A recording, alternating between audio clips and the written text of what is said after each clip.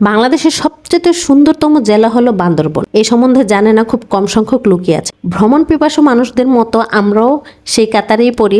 আমরা বান্দরবন ভ্রমণে গিয়েছিলাম, কিন্তু দেবতাখুম বন্ধ থাকে আমাদের মন খারাপ ছিল। যদিও আমাদের প্ল্যানটা ছিল অন্যরকম, কিন্তু হঠাৎই শুনতে পেলাম দেবতাখুম খুলে দিয়েছে। তো দেবতাখুম খোলার প্রথম দিনই আলহামদুলিল্লাহ আমরা সেখানে যাওয়ার সৌভাগ্য হয়েছে। যদি একটু সমস্যার সম্মুখীন হতে হয়েছে, একটু অনুমতির ক্ষেত্রে একটু ঝামেলা পোহাতে হয়েছে, কিন্তু শুকর আলহামদুলিল্লাহ আমরা এত সুন্দর প্রকৃতি আমরা দেখে আসতে পেরেছি। আমরা কিভাবে ওইখানে গেলাম, কি কি করলাম, সবকিছুর গাইডলাইন যদি আপনারা জানতে চান আমাকে অবশ্যই কমেন্ট করে জানাবেন। আমি এর পুরো ডিটেলস ভিডিও করে অবশ্যই ছাড়বো আপনাদের জন্য। তো দেবতাখুম দেখা এত বেশি সুন্দর, যদিও নর্মাল ক্যামেরা যে ধারণকৃত ভিডিওগুলো এডিট ছাড়া দেখালে আপনারা হয়তো বা এর সৌন্দর্য আপনারা তেমন উপভোগ করতে পারবেন না, কিন্তু বিশ্বাস করেন ছবিতে দাঁত দেখা যাচ্ছে, ভিডিওতে যা দেখা যাচ্ছে এর চেয়ে হাজার গুণ সুন্দর। সরাসরি আপনি মুগ্ধ হয়ে যাবেন, আপনার চোখ ঝলসে যাবে, এত সুন্দর জায়গা।